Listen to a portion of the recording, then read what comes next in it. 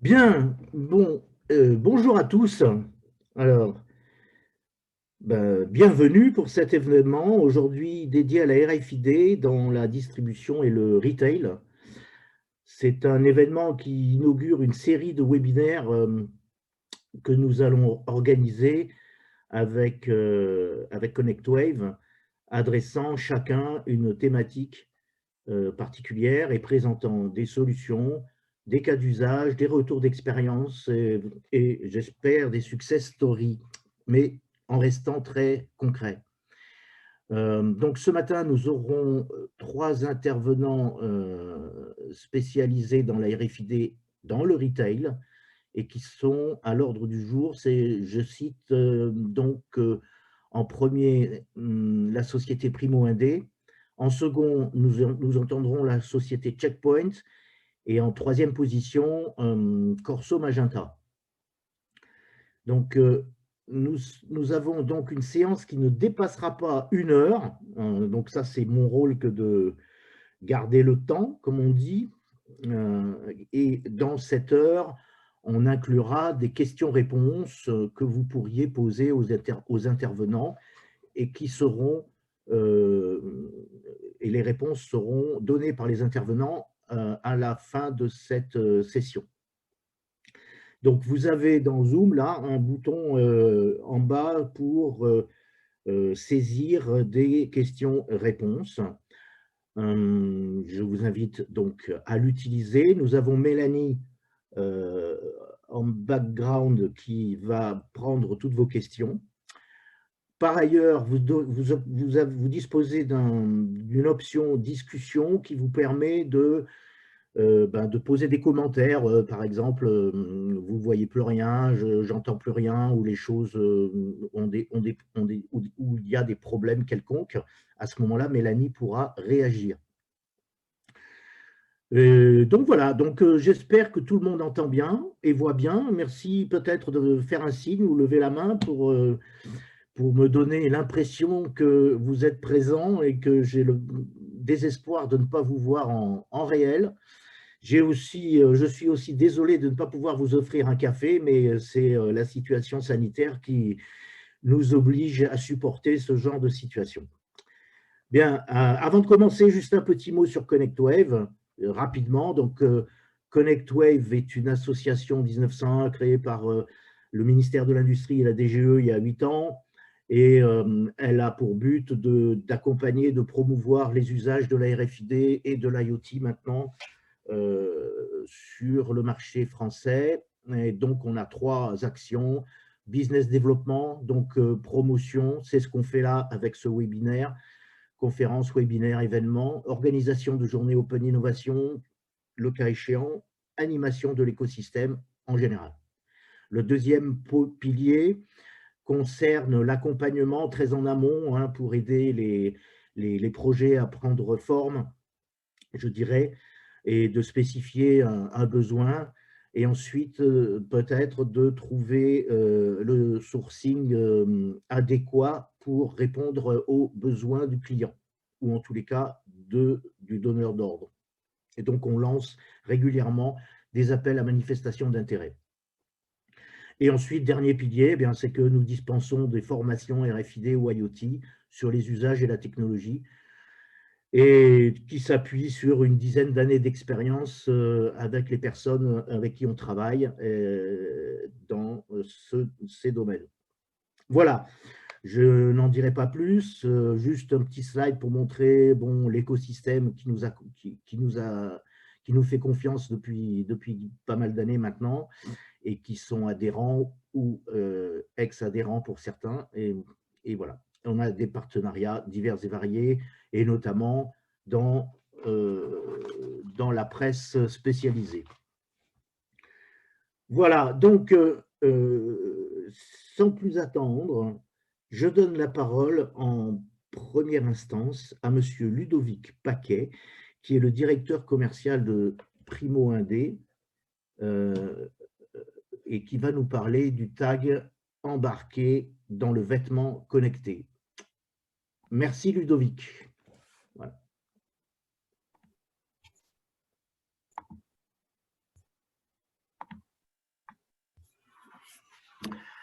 Eh bien, merci Philippe pour la transition. Bonjour à tous. Je suis donc Ludovic Paquet, en effet, directeur commercial de Primo Indé. Et je vais vous parler de la technologie RFID embarquée, embarquée dans différents matériaux, mais plus précisément, puisque c'est le sujet du webinaire, dans le vêtement. Et donc, j'ai préparé cette présentation que je vais tâcher de parcourir.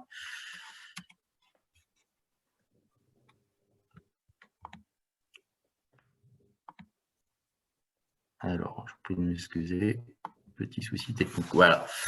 Donc, ce que je vous propose, c'est de parcourir 10 minutes notre présentation. On abordera plusieurs points. D'abord, notre plateforme technologique. Qu'est-ce que nous appelons la RFID embarquée? Quels sont les cas d'usage? À quoi ça peut servir? Au travers un support track and trace, une partie anti-vol. Comment on peut mieux gérer les retours des vêtements dans vos magasins et également de futures applications autour de l'économie circulaire. Tout d'abord, je voudrais préciser pourquoi un fil RFID. Ça paraît peut-être une idée étrange, mais il est très facile d'embarquer un fil dans un vêtement naturellement, de par sa conception, de par sa conception textile. C'est un fil qui peut être intégré à la source, je vais vous le présenter tout de suite après. C'est un fil qui est donc flexible, qui va suivre les mouvements du vêtement et qui n'est pas intrusif dans le vêtement. Donc c'est une solution en une dimension qui a toutes les qualités pour pouvoir suivre et tracer le vêtement dans son cycle de vie.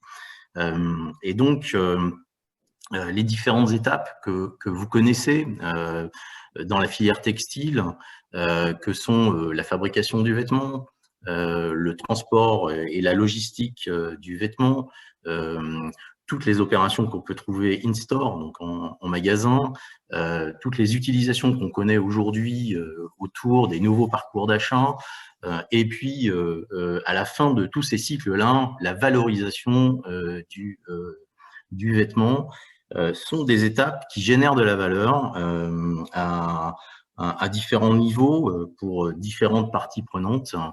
Donc à la fois, bien sûr, la marque, les partenaires, les consommateurs, et toutes ces données qui sont générées avec valeur autour de ce cycle sont aujourd'hui consolidées dans des plateformes disponibles sur le cloud.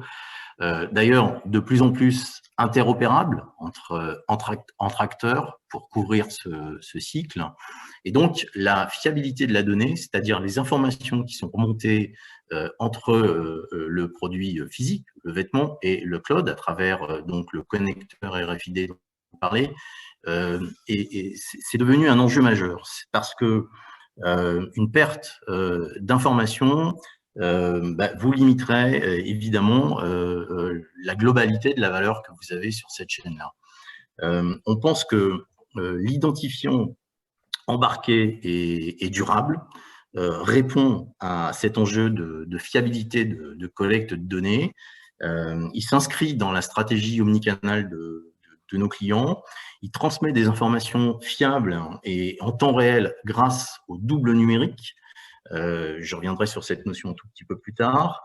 Donc, ce double numérique associé aux vêtements physiques, mais indétachable, complètement intégré, complètement embarqué au produit, et il devient donc en effet ce double numérique du vêtement. Alors, quelle est la technologie que nous proposons et pourquoi on parle de plateforme? On parle surtout d'un tag passif, donc au standard RAIN, que tout le monde connaît aujourd'hui, inoffensif, bien entendu, qui est facile à intégrer dans les produits et les matériaux, et qui est aujourd'hui protégé par une vingtaine de brevets internationaux. Notre solution est appelée eThread. C'est un procédé de miniaturisation extrême de de l'électronique embarquée. Je ne vais pas rentrer dans le détail technique, mais nous assemblons les fils directement sur le chip pour créer une antenne conductrice entre la puce et donc ces fils-là, et dans une seule forme, une forme filaire. C'est là où on est très différenciant. Et cette solution est conçue pour suivre la durée de vie du produit. Il est résistant aux environnements difficiles, aux contraintes de flexion, de lavage, d'élongation qu'on peut trouver sur des vêtements durant son cycle de vie. Il a une faible empreinte carbone parce qu'il est constitué essentiellement de textiles et de silice, et on n'a pas de substrat plastique dans sa conception. Et il résiste à la plupart des process industriels qu'on connaît. Et sur un cycle de vêtements, parler d'une résistance jusqu'à 200, je pense que ça répond bien aux enjeux. Ce fil RFID, ce eThread, est customisable. C'est-à-dire qu'on peut adapter le fil d'antenne aux besoins de performance mécanique, par exemple, dans un process d'utilisation du vêtement.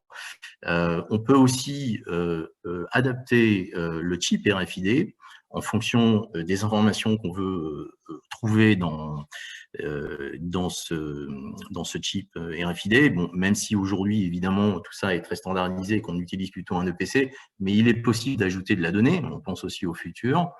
Il est tout à fait personnalisable, puisqu'on peut choisir la couleur, par exemple, du matériau. On peut choisir un conditionnement qui peut être sous forme de bobine, sous forme de segments prédécoupés pour pouvoir faciliter l'insertion. Je vais vous en parler tout de suite après. Et évidemment, il est 100% testé et encodé sur nos lignes de production aujourd'hui. En termes de performance, ce que je peux vous dire sur ce fil RFID, c'est qu'aujourd'hui, c'est une performance qui est au moins équivalente aux inlays classiques, traditionnels, que vous connaissez sur le marché, et parfois même supérieure dans certaines conditions, notamment en stacking, c'est-à-dire quand il est proche des autres inlays ou des autres fils. Comment on fait l'intégration de cette technologie dans le vêtement? Nous avons packagé le fil à l'intérieur d'un ruban que vous voyez ici sur l'écran. Donc, c'est un ruban qui fait 120 mm de long sur à peu près 4 mm de large. Donc, c'est un ruban étroit dont on peut aussi choisir la couleur qui est personnalisable, mais qui s'utilise dans un outil de pose à la confection du vêtement et qui dispose, vous le voyez là sur mon écran, de toutes le protocole standard et toutes les fonctionnalités RFID qu'on connaît sur le marché. Donc, c'est un standard EPC Gen 2 V2. On a aujourd'hui travaillé avec Impinj pour disposer de la nouvelle puce M730 avec des nouvelles fonctionnalités dont je vais vous parler après. Et je vous ai parlé du format. On a donc ce fil qui est le plus petit du marché aujourd'hui et qui, je vais vous passer une vidéo, s'intègre directement dans le vêtement, à la confection du vêtement, grâce à un outil qu'on compose très facilement sur la surjeteuse. Et le double numérique s'intègre directement, il est indétachable et il est embarqué dans le vêtement. Donc, c'est une opération qui est extrêmement rapide sur la plupart des vêtements, comme vous le voyez là, comme le montre la vidéo. Ça permet une intégration facile et industrielle. Alors, une fois le fil embarqué, quelle est notre proposition de valeur pour la marque ou pour le distributeur? Nous proposons de l'utiliser comme un connecteur pour la traçabilité de vos vêtements. Donc, je vous l'ai dit tout à l'heure, de vous proposer une assurance d'associer un double numérique physique un double numérique, pardon, à l'asset physique, au vêtement. Ce double numérique qui est indétachable va vous permettre un certain nombre de choses, par exemple d'augmenter la précision d'inventaire, puisqu'on offre une garantie que ce que vous allez lire est bien un asset physique. C'est aussi un facilitateur omnicanal. Pour toutes vos stratégies que vous pouvez avoir sur vos nouveaux parcours d'achat en ligne et en magasin, je pense au Buy Online, Pick in Store ou Ship from Store également. C'est un authentificateur de vos articles sur toute la durée du cycle de vie du vêtement. C'est aussi un antivol que vous pouvez utiliser comme un antivol. Il est indétachable, il est indécoupable, il évite l'utilisation du hard tag que tout le monde connaît aujourd'hui dans les magasins. Donc, on limite la gêne à l'essayage, on limite le poids et le volume du transport lors de l'utilisation du eFred embarqué. Et il a toutes les fonctionnalités grâce à la puce RFID de Impinj, dont je vous parlais tout à l'heure, la M730, pour couvrir des fonctionnalités de loss prevention ou de respect de la vie privée. Également, dans les bénéfices qu'on peut trouver et les cas d'usage qu'on peut trouver du eFred sur le marché, c'est un facilitateur pour les retours de vêtements. On sait qu'aujourd'hui, on a une hausse du taux de retour des vêtements parce que vous avez régulièrement des politiques de retour gratuits à la fois lors de vos commandes en ligne, mais de retour en magasin.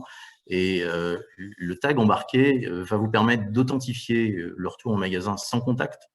Donc d'éviter de retaguer et de reposer une étiquette RFID sur votre vêtement, que ce soit en entrepôt ou en magasin. Il va améliorer la rapidité donc, de la disponibilité de l'article. On va aller directement du retour avec bien sûr les phases que vous connaissez aujourd'hui d'attente, mais jusqu'au stock. Et donc, globalement, je dirais qu'il va faciliter la fluidité du parcours client et de toutes vos opérations. Notre solution soutient les initiatives et également d'économie circulaire que nous accompagnons et qui sont en développement dans le marché, puisque vous allez pouvoir, avec un tag embarqué, identifier, authentifier tout de suite un vêtement pour sa réparation, son recyclage, sa transformation également. Ça permet de créer de nouveaux modèles commerciaux, comme la seconde vie des articles, la location également d'articles. Je vous l'ai dit tout à l'heure, on a une empreinte carbone qui est limitée. Globalement, c'est un outil unique de gestion du cycle de vie du produit. Et pour revenir au schéma dont je vous ai parlé tout à l'heure, et ceux qui sont intéressés auront la présentation, on couvre l'ensemble de ces différentes étapes tout au long du cycle de vie du produit. Voilà, je pense que je suis dans les temps, Philippe, enfin en tous les cas, je l'espère. Tu es parfaitement dans les temps. Oui. Merci. Donc pour conclure, je dirais que notre technologie eFred embarquée renforce vos cas d'usage RFID aujourd'hui, surtout pour les enseignes qui ont déjà déployé de la RFID. Je pense que c'est le sujet qu'on verra après. Le management de ces projets-là sont importants et nous, on vient renforcer tous ces cas d'usage et il améliore le retour sur investissement qu'on peut avoir dans le cadre d'un projet RFID avec tous les cas d'usage que j'ai développés tout à l'heure. Voilà, il me reste à vous remercier et à vous souhaiter une très bonne journée. Bien. Merci Ludovic, c'est parfait, tu es dans le timing, je n'ai pas eu à intervenir, je suis ravi. Donc j'invite nos auditeurs à poser des questions concernant cette présentation de Primo Indé, qui est claire et synthétique. Et nous tenterons d'y répondre avec Ludovic à la fin de la présentation des personnes, des panélistes, comme on dit chez Zoom. Hein, voilà. Donc, alors maintenant, je vais donner la parole à Patrice Bayot, qui est partenaire management chez Checkpoint System et qui va nous parler de solutions logicielles, matérielles et étiquettes RFID, et notamment de la mise en œuvre, et avec un exemple concret. Bonjour, merci Philippe. Bonjour à toutes et bonjour à tous. J'espère que vous voyez bien mon écran. Si c'est le cas, faites-moi un petit signe pour dire que c'est OK. A priori, Ludo me fait un petit signe de tête, donc ça a l'air d'être bon. Il n'est pas en pleine page, je pense. Ah, il n'est pas en pleine page. Attendez, je vais vous faire ça.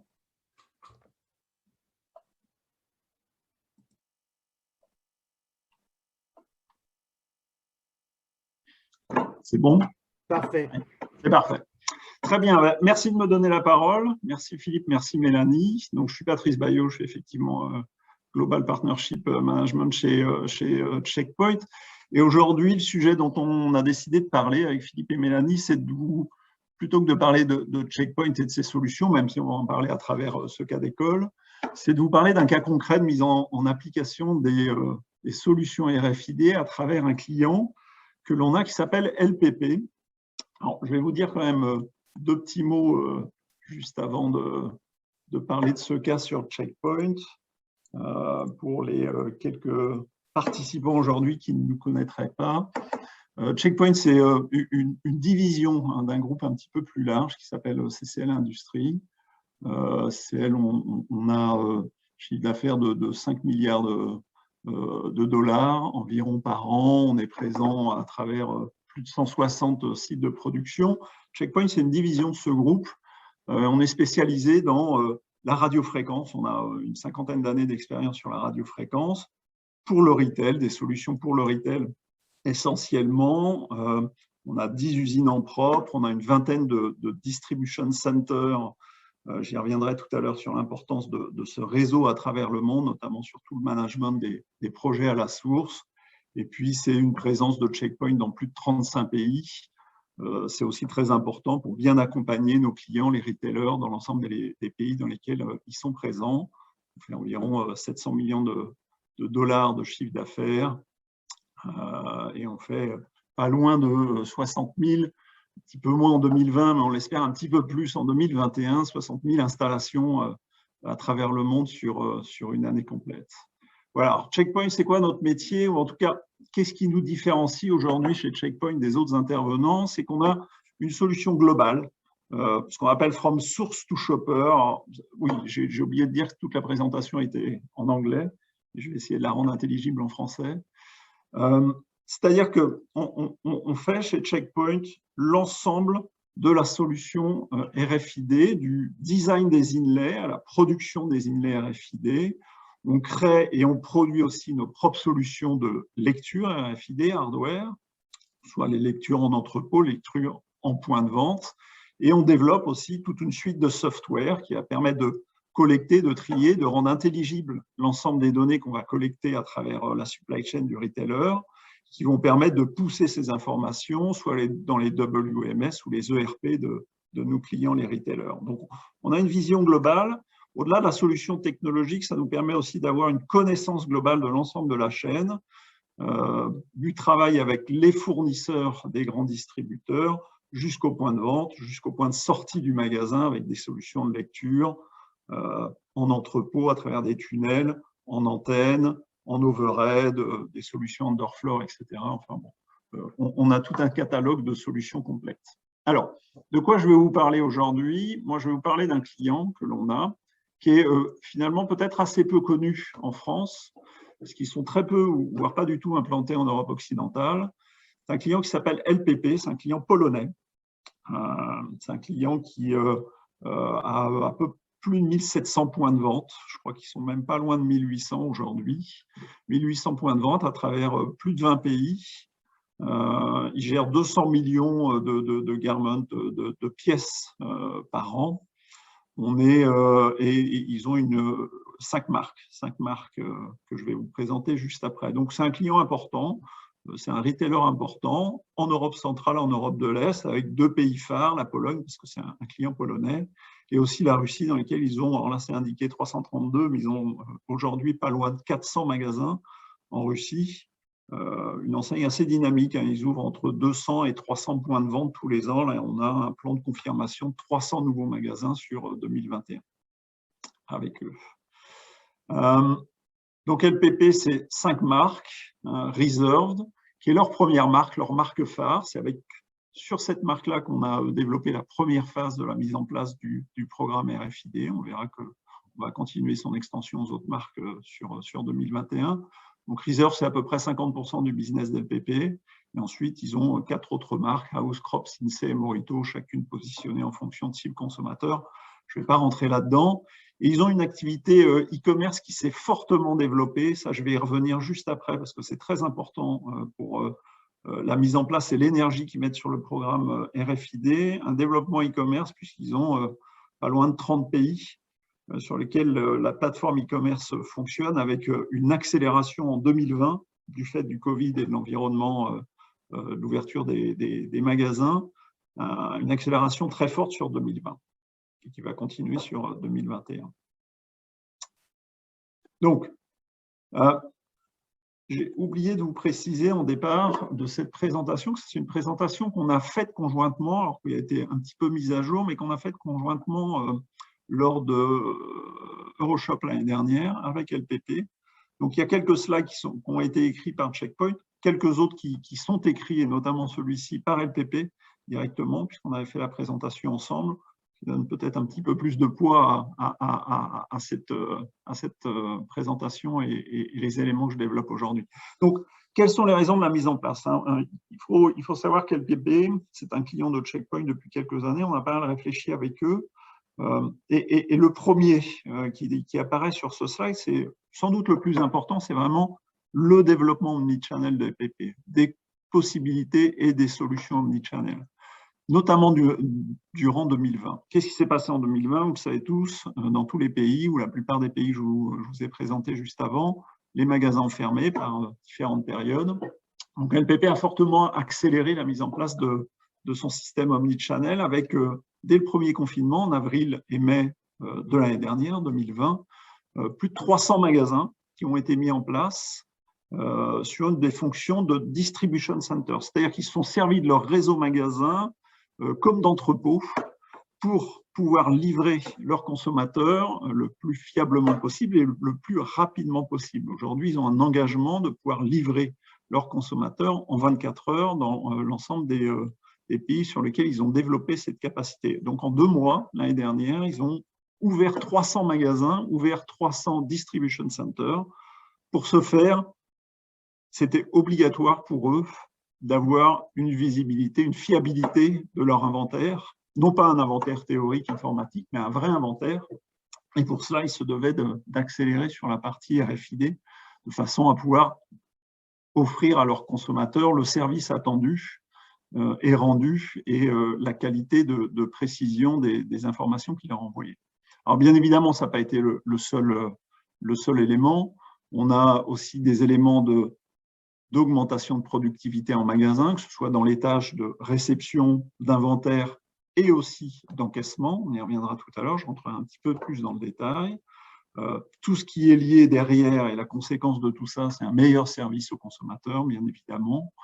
Le côté loss prevention des marques inconnues est important. Je vous montrerai juste après la solution qui a été choisie par LPP et pourquoi. Et bien évidemment, tout ce qui est lié au stock management, pas simplement la visibilité et l'accuracy du stock, mais bien aussi tout ce qui est décision prise derrière. Ce n'est pas le tout d'avoir une bonne information, il faut être capable de prendre les bonnes décisions de façon à avoir un effet sur l'efficacité du process et donc toutes les décisions, notamment de réapprovisionnement. Donc voilà, c'est les 5 gros blocs avec un gros focus omnichannel. Pour la petite histoire, en 2021, avec eux, on était censé mettre en place la RFID dans une enseigne supplémentaire, en plus de la première dont je vous ai parlé tout à l'heure, Reserve. Et finalement, c'est dans 3 enseignes qu'on va le faire cette année parce qu'ils souhaitent réellement accélérer la mise en place de la RFID, tellement l'apport de la RFID est important pour eux dans l'efficacité. Je vous montrerai aussi quelques chiffres un peu plus concrets sur les résultats que la RFID apporte au groupe LPP. Donc, qu'est-ce que c'est le programme qu'on a mis en place avec eux? Alors, on n'est pas encore sur la solution de Ludovic tout à l'heure, ça pourra être le cas dans quelques temps, ou d'autres solutions. LPP a choisi un ARTAG. Un ARTAG bitechnologie, RF et RFID, qui combine donc les deux fonctionnalités à la fois de sécurité à travers la RF, le 8.2 MHz. Pourquoi? Parce que LPP avait un parc installé d'antennes RF relativement récent, en bon état de fonctionnement, auquel ils avaient investi assez conséquemment dans les dernières années. Donc, ils souhaitaient conserver l'utilisation de ce parc et aussi la conservation du ARTAG pour des effets de dissuasion. LPP a pris le pari que le ARTAG était un élément de dissuasion important, notamment sur la démarque du fait des consommateurs dans leur point de vente. Donc, un modèle assez proche de celui que finalement Inditex, Zara a mis en place, système ARTAG at source, double technologie. Donc ça, c'est un premier point. Je vais revenir un petit peu sur ce programme at source dans le slide juste d'après. Deuxième élément très important, c'est l'équipement de leur entrepôt de tunnels RFID à deux endroits, à deux étapes très cruciales en distribution center. Premièrement, la réception de l'ensemble des cartons avec une lecture, un encodage de l'ensemble des pièces qui sont contenues dans chacun des cartons reçus de leurs vendors, de leurs façonniers. Donc ça, c'est un premier point, inbound. Et outbound, à la sortie de l'entrepôt, juste avant que les cartons repartent en magasin, s'assurer que ce qui est censé être préparé et partir vers les magasins correspond bien à la réalité, donc un système de lecture, éventuellement de correction s'il y a des écarts entre l'attendu et le réel. Donc un deuxième point de contrôle à travers des tunnels qui sont à ce point de contrôle-là simplement des tunnels de lecture qui n'encodent plus. L'encodage se fait à la réception. Et puis bien évidemment, puisque c'est là que le ROI, le retour sur investissement, se fait, ou principalement en tout cas, toute une solution at store dans les magasins, réception marchandises à l'item, cycle count, tout ce qui est inventaire, la replanification des commandes derrière, tout ce qui est gestion, transfert d'un magasin à l'autre ou retour vers les entrepôts, et une solution aussi au niveau POS, au niveau caisse, que je vais vous présenter aussi tout à l'heure. Donc une accélération des process de l'ensemble de la chaîne. Un petit point juste sur comment fonctionne notre système de ARTAG, qui est un ARTAG at source, mais avec un système de recycling derrière. D'ailleurs, tout part du forecast d'LPP. On reçoit tous les mois une vision, leur volume par pays, par vendors, etc., sur les 12 prochains mois. Ce qui nous permet, nous, d'alloquer, c'est un franglais un peu désastreux, d'allouer, excusez-moi, les volumes dans chacun des pays, d'où l'importance d'avoir nos 20 distribution centers à travers le monde, d'allouer nos volumes en a priori, de façon à être très réactif quand les vendors, quand les façonniers d'LPP vont effectivement nous passer les volumes et les commandes, on va pouvoir, dans ces cas-là, déclencher les livraisons en quelques jours et pouvoir gérer au mieux l'approvisionnement de nos ARTAG auprès des façonniers d'LPP. Ils sont à peu près 750. On travaille dans une dizaine de pays avec eux sur ce système-là. Ensuite, le programme donc fait que les ARTAG posés à la source arrivent en entrepôt. On encode les ARTAG à l'unité près, ce que je vous ai présenté juste avant. Ça part en magasin. Quand les produits sont vendus, les magasins récupèrent ces ARTAG, les renvoient sur leurs entrepôts et nous, on vient collecter les ARTAG récupérés dans les entrepôts d'LPP. Ça passe à travers ce qu'on appelle nos TQM, qui sont des centres de qualité, de check. On recheck l'ensemble des fonctionnalités du ARTAG, les aspects visuels, les aspects locking, verrouillage, les aspects RF et RFID. On nettoie, entre guillemets, les informations RFID de façon à pouvoir réintégrer ce ARTAG dans un pool de ARTAG qui va repartir ensuite chez les façonniers. C'est-à-dire qu'on ne reproduit pas des ARTAG tous les ans. Je vous parlais au début du programme, au début de cette présentation, de 200 millions de pièces gérées. On ne fabrique pas 200 millions de pièces tous les ans. On a un pool de 200 millions d'ARTAG, mais qui tourne et on est déjà à pas loin de 3 cycles d'utilisation des mêmes ARTAG à travers ce pool et ce système de recyclage. Patrice, Oui, je peux te demander d'accélérer un petit peu là. oui, Il reste quelques minutes. d'accord, d'accord. Alors, je vais aller à l'essentiel. Je pense que ça, c'est le slide, peut-être un des slides qui va intéresser le plus nos amis distributeurs qui nous écoutent aujourd'hui. Quels sont les résultats de tout ça?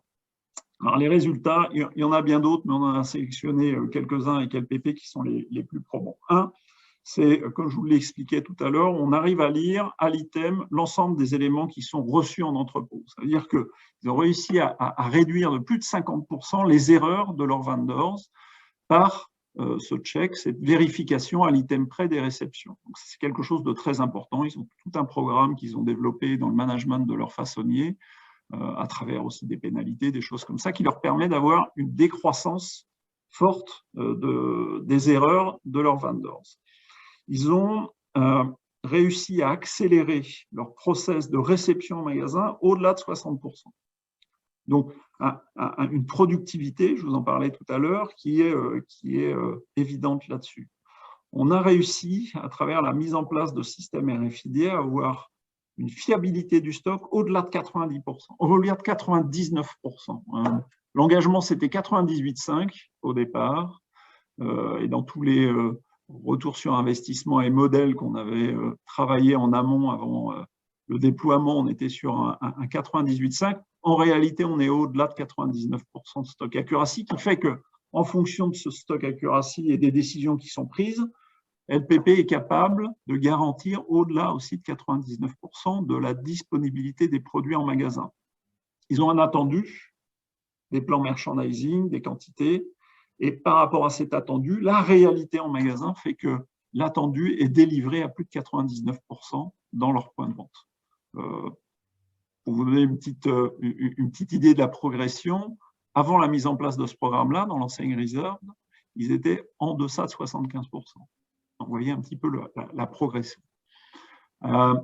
Et puis, un système aussi plus rapide au niveau de l'encaissement, puisque l'encaissement se fait directement à travers la lecture des AirTags au moment de leur détachage, avec une relation directe avec leur système POS, qui fait qu'ils ont une productivité et un service client aussi qui a été augmenté, puisqu'ils vont 70% plus vite dans le système d'encaissement.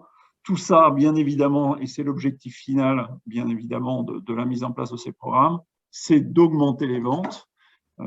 LPP a travaillé sur pas mal de modèles mathématiques avec des sociétés extérieures, etc., pour bien isoler l'effet RFID de l'ensemble des autres biais dans l'évolution de leurs ventes. Et ils se disent, sur la seule mise en place de ces points RFID, alors les ventes ont augmenté entre 3 et 5% selon les modèles.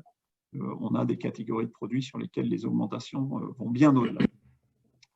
Je ne sais pas combien de temps il me reste, Philippe. Tu as dépassé. J'ai dépassé. Alors, je vais simplement faire un dernier point qui est celui-ci.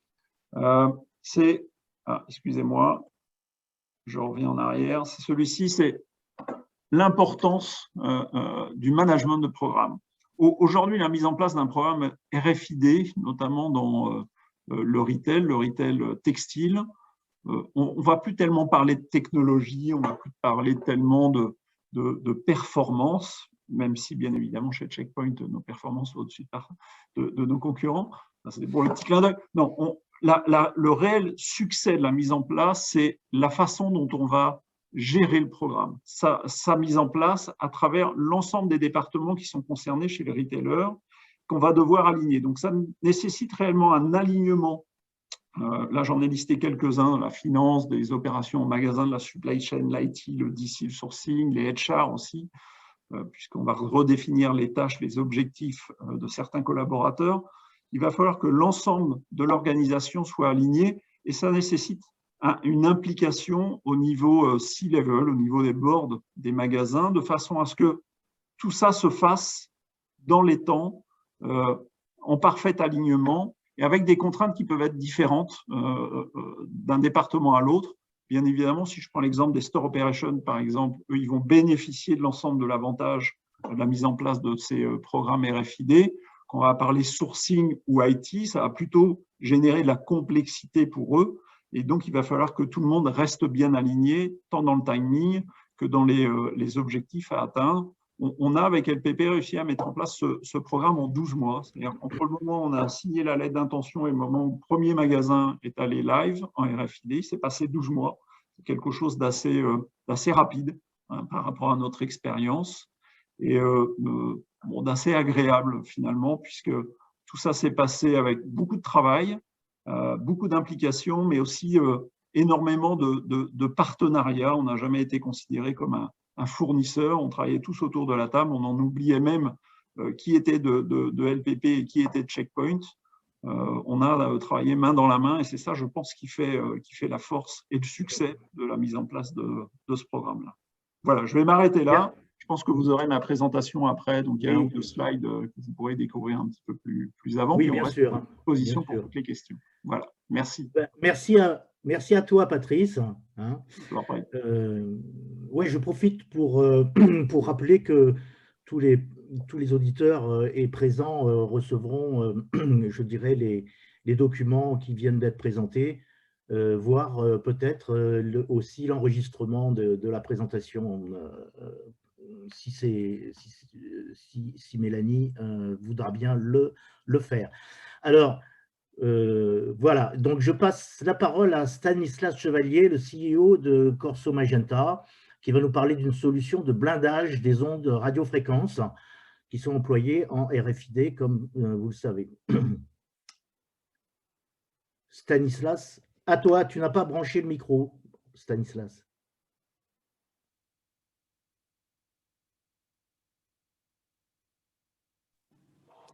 Voilà, merci de me donner la parole.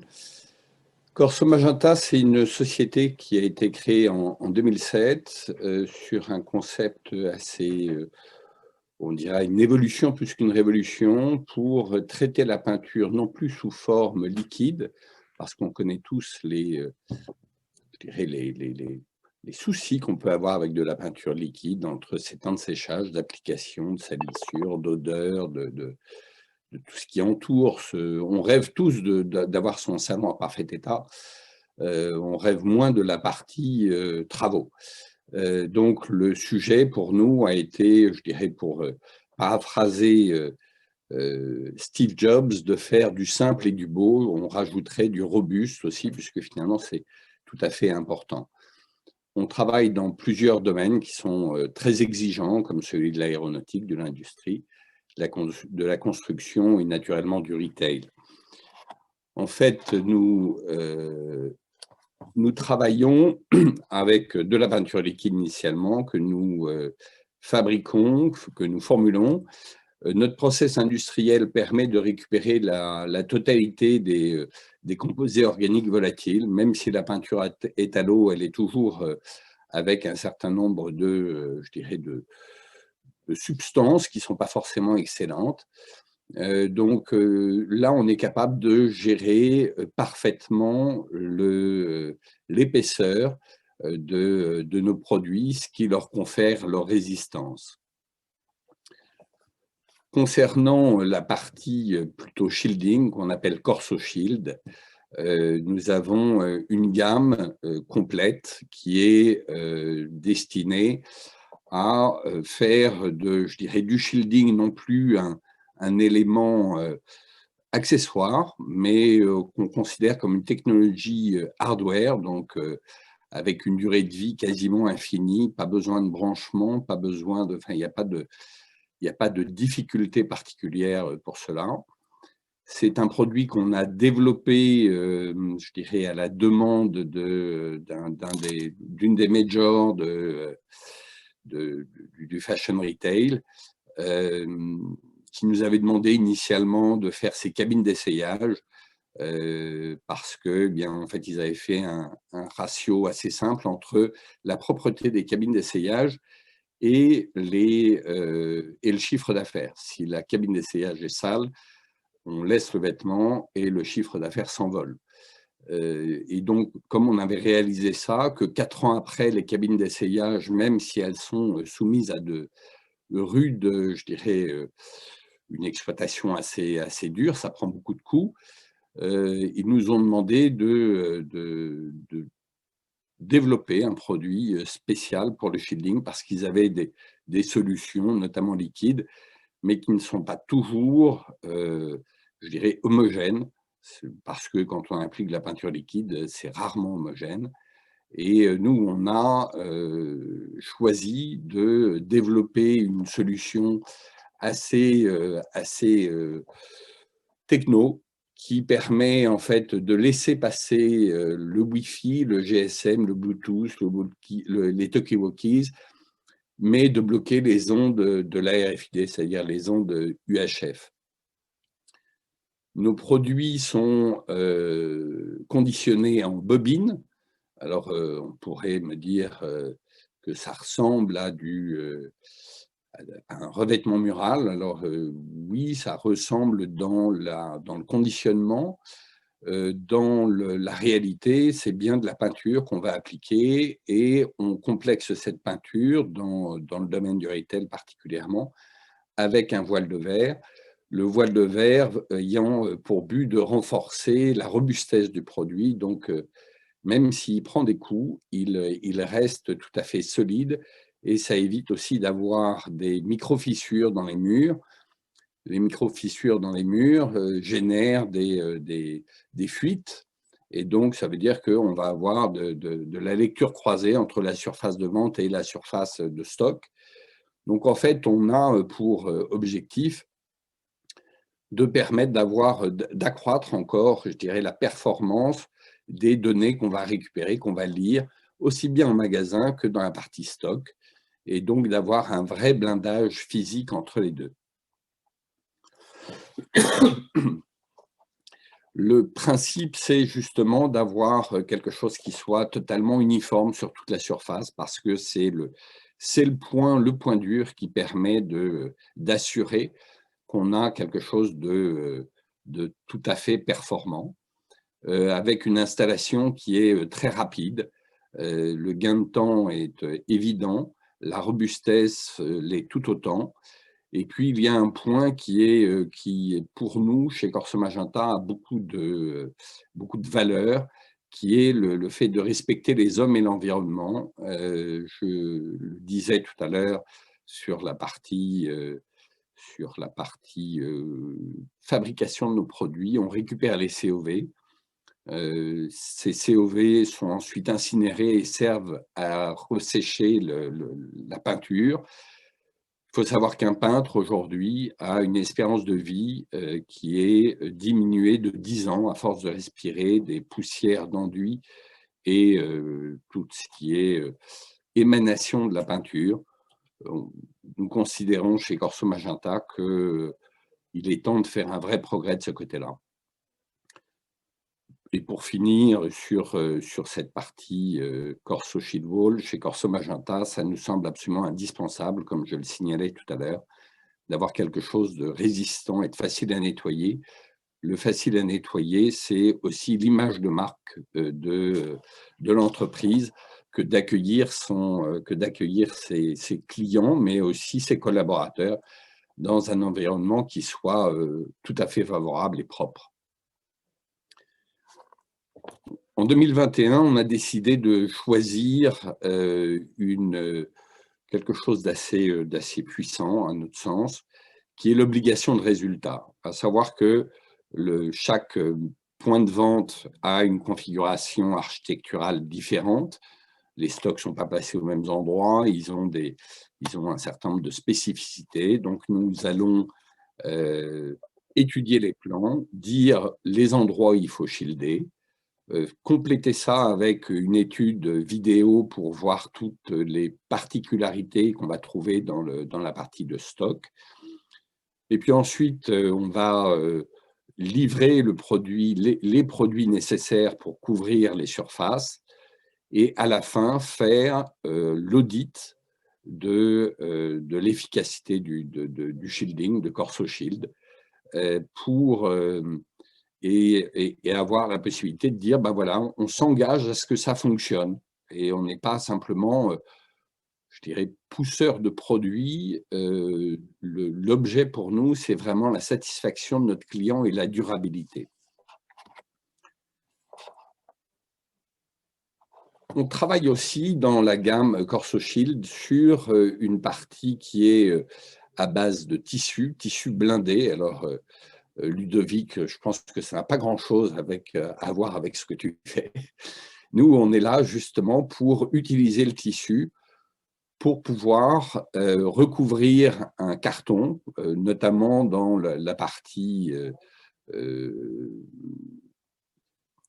magasin, stock déporté dans différents lieux de vente, pouvoir rapidement envoyer des articles d'un magasin à un autre et être sûr que ce que l'on veut envoyer est bien contenu dans le carton sans lire les tags qui sont tout autour. L'avantage du tissu, c'est que c'est très facile à adapter. Donc là, on a l'exemple d'un CorsoShield box. On est capable de faire des rideaux, on est capable de faire des housses qui couvriraient la totalité d'une palette, ou même de faire des tunnels, les tunnels ayant pour l'avantage d'être beaucoup plus légers, et donc de déplacer le tunnel jusqu'à l'endroit où sont stockés les produits, plutôt que de déplacer les produits jusqu'au tunnel. C'est essayer de trouver beaucoup de souplesse dans l'usage. Et donc, travailler aussi bien sur la partie amont, dans toute la partie entrepôt, jusqu'à la partie aval, jusqu'au magasin. Donc, faire de la sortie des camions jusqu'au départ des camions, faire le traçage complet grâce en fait simplement à cet outil de shielding qui peut être appliqué sur les murs ou qui peut être sous forme de tissu dont on trouve tous les jours de nouveaux comment dire, usages. Dans la mesure où tout ça est développé par notre R&D interne, ça nous confère une véritable expertise en domaine de shielding. Dans la mesure où ces travaux, je dirais, en magasin sont plutôt confiés aux équipes travaux, ils n'ont pas forcément la connaissance de qu'est-ce qu'il faut shielder, comment est-ce qu'il faut le shielder. Là, on leur apporte le conseil qui vient en complément. Et puis, donc, on est capable effectivement de développer des produits spécifiques. Notre motto, c'est l'obligation de résultat et c'est d'être dans le support des magasins pour les solutions omnicanales. J'espère avoir rattrapé le temps, Philippe, en ayant effectivement raccourci assez drastiquement ma présentation. Oui, merci Stanislas, c'est parfait. Bah, écoute, je vais tout de suite profiter pour, comment dirais-je, te poser une question qui s'adresse à toi. Alors, attends, que je puisse la voir, cette question. Voilà, ok. Donc, je te la pose, hein, ça concerne l'étanchéité aux fréquences RFID UHF dont tu as parlé. Oui, oui. Voilà. Et la question subsidiaire, ce serait, est-ce que le CorsoShield est aussi étanche aux fréquences de type HF, 13 mégas 56 notamment? On peut travailler assez simplement. Là, l'objet était de répondre à cette grande marque. Malheureusement, je ne suis pas comme Patrice, je ne peux pas citer cette grande marque. C'est bien dommage, mais c'est comme ça, c'est l'engagement que j'ai pris auprès d'eux. L'objectif était d'avoir ce produit qui permette de bloquer l'UHF, de laisser passer le Wi-Fi, ce qui est tout à fait important, le Bluetooth et autres, mais on est tout à fait capable d'avoir de la lecture sélective d'ondes spécifiques en fonction des besoins qui nous sont présentés. D'accord. On travaille notamment dans le domaine militaire, sur lequel, eh bien, pour les radomes, en fait, ce qui permet de lire les ondes, d'avoir de la lecture sélective d'ondes. Donc, on a une vraie connaissance dans ce domaine. Ok, bon, merci Stanislas. Je pense que tu as tout à fait répondu à la question. J'ai eu une autre question qui concerne Ludovic, qui t'est posée. Quels seraient les taux de reconnaissance, sous-entendu identification, des produits via le fil versus un tag classique? Alors, je ne suis pas sûr de bien comprendre la question définitive. Oui, alors je l'ai carrément très interprété. Je ne l'ai pas interprété, je l'ai lu, tout simplement. Grosso modo, moi, ce que j'imagine comme question, c'est est-ce qu'il y a une chute de performance due au fil RFID de Primo 1D par rapport à un tag UHF traditionnel, je dirais. Bon, évidemment, le panel des performances, elles sont variables en fonction du tag. Mais en gros, est-ce qu'il y a une grosse différence, ou bien est-ce qu'il faut donc en tenir compte, ou bien vous êtes capable de concurrencer facilement les performances de lecture? Alors, la technologie eFred n'a pas d'incidence de performance et n'a pas d'écart de performance avec un inlay traditionnel. Le tag est petit, mais ça n'agit pas ça n'a pas d'impact sur la qualité de lecture, la distance de lecture et sur la lecture en masse qu'on peut faire qu'on peut faire en retail. Donc, pour répondre à la question tout à fait honnêtement, non, il n'y a pas d'incidence, il n'y a pas d'écart de lecture. On a des performances équivalentes et je vous l'ai dit tout à l'heure, je crois que c'était dans un de mes premiers slides, parfois même on est supérieur en termes de performance. Ça dépend ce qu'on entend par performance, mais par exemple, en performance de stacking, donc de conditionnement de vêtements, on est tout à fait excellent. C'est pas uniquement des mesures en laboratoire, c'est des mesures qui ont été effectuées pendant l'époque. D'accord. Ok, pour moi c'est clair, hein, sauf à ce qu'il y ait un complément de questions là-dessus. Mais de toute façon, on les récupère, on gardera les questions auxquelles on n'a pas répondu et celles qui mériteraient des compléments. Donc, une autre question pour toi, Ludovic. eFred peut résister au lavage et utilisation sur toute la durée de vie du textile, point d'interrogation. Combien de lavage, quelle température, etc. etc. Oui, alors c'est un très bon sujet et ça dépend de la gamme qu'on utilise. On a plusieurs solutions, donc plusieurs types de eFred dans la gamme. Le cas d'usage qu'on rencontre dans le retail, donc quand je parle de retail là, je parle de fast fashion, donc avec des volumes de masse et des articles qui ne sont pas forcément durables dans le temps, qu'on consomme plus tôt, et donc on a une solution pour avoir un cycle de lavage qui correspond à peu près à 5 cycles de lavage. On a une autre solution un peu plus durcie qui correspond à 10 cycles de lavage. Et puis, quand on va, alors on sort un peu du retail, mais quand on va dans des univers où on a des vêtements professionnels, on a un besoin d'avoir un suivi du vêtement professionnel dans des cycles de lavage plus importants. Là, on a une solution qui correspond aujourd'hui à 50 cycles de lavage.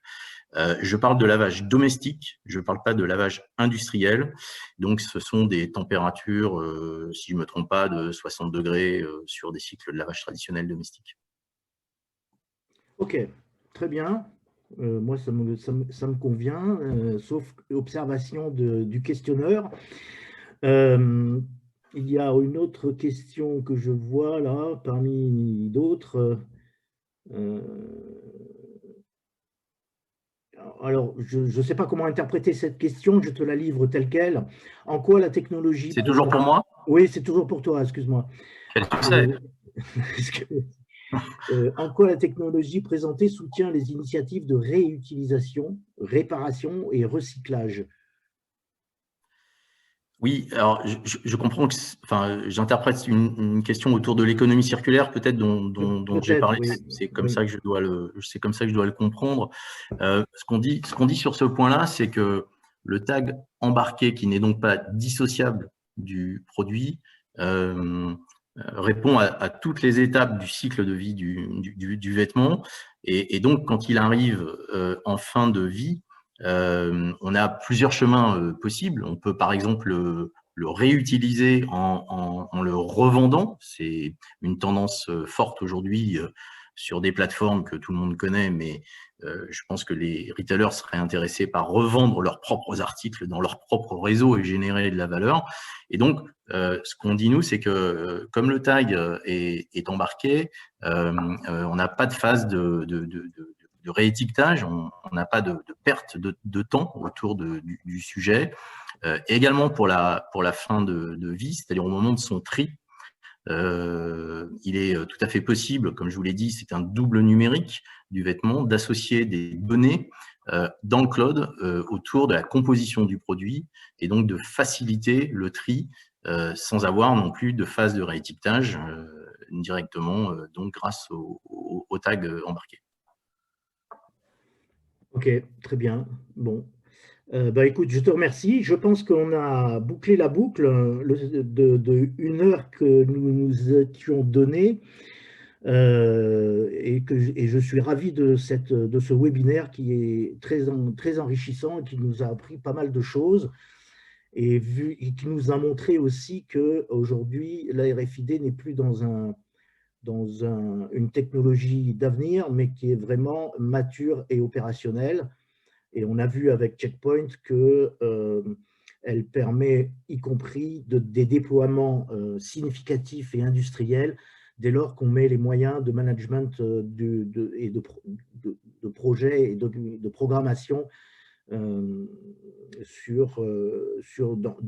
un temps relativement court, car si j'ai bien compris, vous avez pu faire un run sur 12 mois en industrialisation, Patrice. Hein. Oui. 12 mois, on a installé 500 magasins, une trentaine de tunnels et un peu plus de 100 millions de tags mis en place sur la première partie du deal en 12 mois. Oui. Et on continue le déploiement puisqu'on a 800 magasins équipés cette année et un peu plus de tags à mettre en place. Ouais. Eh ben, c'est tout à fait impressionnant. Bon, voilà, il ne me reste plus qu'à remercier l'ensemble des participants de leur présence, ils ont été jusqu'à 58 personnes, je crois, donc voilà, c'est bien. Et donc, de vous rappeler que on reste à l'écoute, Mélanie particulièrement, si vous aviez des questions supplémentaires ou complémentaires à apporter aux différents panélistes, elles seront transmises comme vos coordonnées, bien entendu. Voilà, je n'ai pas grand-chose à rajouter, si ce n'est à remercier Ludovic Paquet de Primo Indé, Patrice Baillot de Checkpoint et Stanislas Chevalier de Corso Magenta. Alors moi, il faut beaucoup me remercier parce que j'ai vraiment raccourci, hein, Patrice. Oui, c'est de ma faute. Merci, Patrice, tu me dois du temps. Hein. Prochain webinaire, tu me dois du temps. Oui, je sais. Merci, Stanislas. Mais je pense frustré, c'est affreux. C'est frustrant parfois, mais c'est très bien. Je pense que c'était très clair et très explicite. Donc, nos participants ont bien compris. Je n'ai pas eu de questions d'incompréhension ou de ce style-là, en tous les cas. Bien. Très bien. Merci à tous. Merci à tous. Bonne journée. Bonne fin de journée. Merci. À très bientôt. Au revoir.